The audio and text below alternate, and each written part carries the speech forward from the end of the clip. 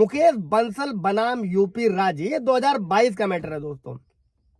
इस केस में क्या था दोस्तों कि महिला ने अपने पति और ससुराल वालों के खिलाफ 498A के तहत शिकायत दर्ज कराई और जांच के बाद क्या हुआ कि पति के परिवार के खिलाफ चार्जशीट दाखिल करी गई।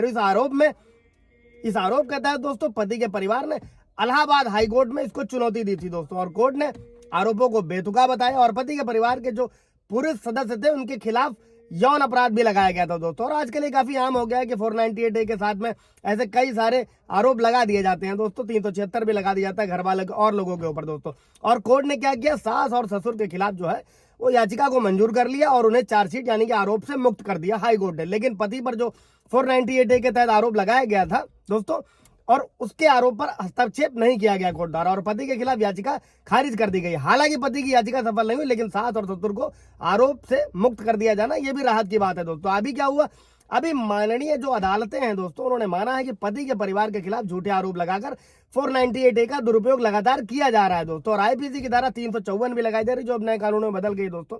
और जब महिला की ओर से FIR जब भी दोस्तों दर्ज कराई जाती है और ये धारा महिला की गरिमा को ठेस पहुंचाने के इरादे से उस पर हमला या आपराधिक बल के बारे में बताती है दोस्तों। अमूमन ससुर और देवर पर भी आमतौर पर ऐसे आरोप लगाए जाते हैं, कभी कभी उन पर बलात्कार का भी आरोप लगाया जाता है, लेकिन कुछ वास्तविक मामले भी होते हैं दोस्तों।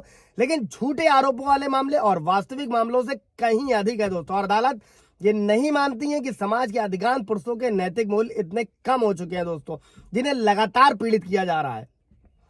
अभी इसी मामले में दोस्तों इसको खत्म करने के साथ ही जो माननीय न्यायालय थे, उन्होंने इसके जो 498A का दुरुपयोग किया जा रहा है दोस्तों, उसके लिए 4 दिशा निर्देश जारी करे थे दोस्तों। उसको समझते हैं हम लोग इस वीडियो में दोस्तों। 498 में सबसे पहले तो अगर FIR दर्ज होती है, आप लोग भी नोट रखिएगा, कोई सवाल जवाब होगा कमेंट में पूछिएगा दोस्तों।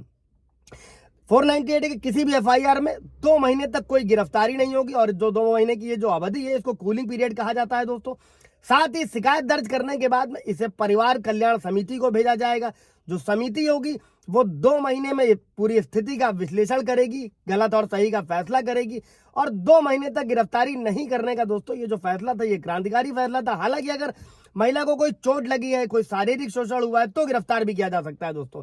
और परिवार कल्याण जो समिति है दोस्तों, उसमें दोनों परिवारों के 4 जो वरिष्ठ सदस्य होंगे उस समिति में, और समिति 2 महीने तक दोनों पक्षों का बयान दर्ज करेगी, उनकी कहानी की जांच करेगी, फिर रिपोर्ट वापस पुलिस थाने भेजेगी और दोनों पक्षों को 2 महीने का समय देने से उनके बीच सुलह भी हो सकती है, कभी कभी उम्मीद होती है दोस्तों। और जो जांच होगी वो प्रशिक्षित एक IO इन्वेस्टिगेशन ऑफिसर द्वारा करी जाएगी और जांच अधिकारी को ऐसे मामलों की जांच करने के लिए कम से कम 1 सप्ताह तक विशेष रूप से प्रशिक्षित भी किया जाना चाहिए। ये सारी व्यवस्था हाईकोर्ट ने अपने दिशा निर्देश में जारी किया था दोस्तों। कई बार जब अधिकारी प्रशिक्षित नहीं होते हैं दोस्तों तो ये भी होता है कि वो सीधे आरोपी व्यक्ति को गिरफ्तार करने या फिर किसी भी और तरीके की मंशा में शामिल हो जाते हैं। अभी इसमें क्या है दोस्तों, CRPC 41A जो अब नए कानून में धारा 35 में व्यवस्था करी गई है, भारतीय नागरिक सुरक्षा संहिता।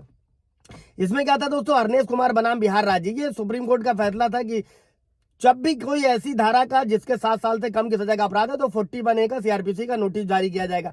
अच्छा, इस पे पूरा ब्रीफ वीडियो अगर आप लोग चाहें तो जाकर देख सकते हैं दोस्तों। और जो 41A का नोटिस होगा दोस्तों, वो व्यक्ति को उसकी संभावित गिरफ्तारी की सूचना देने के लिए उपयोग किया जाता है ताकि वो आगे आकर मामले में अपनी भूमिका बता सके। और अगर जांच का पालन वो व्यक्ति नहीं करता है जिसके खिलाफ 41A CRPC का नोटिस जारी किया तो गिरफ्तारी करी भी जा सकती है। और अगर कोई पुलिस अधिकारी फैसले का पालन नहीं करता है तो उसे अदालत की अवमानना के लिए दंडित किया जा सकता है। साथ ही न्यायिक अधिकारी फैसले का पालन नहीं करता है तो उन्हें भी इसके लिए दंडित किया जा सकता है दोस्तों। और पुलिस के लिए भी सुप्रीम कोर्ट ने कई सारी गाइडलाइंस जारी करी हुई हैं। अगर आप लोग भी किसी भी तरीके से पीड़ित हैं, कमेंट करिए, आपको उचित सलाह मिलेगी। इसके अलावा आप अपॉइंटमेंट भी बुक कर सकते हैं। Thank you.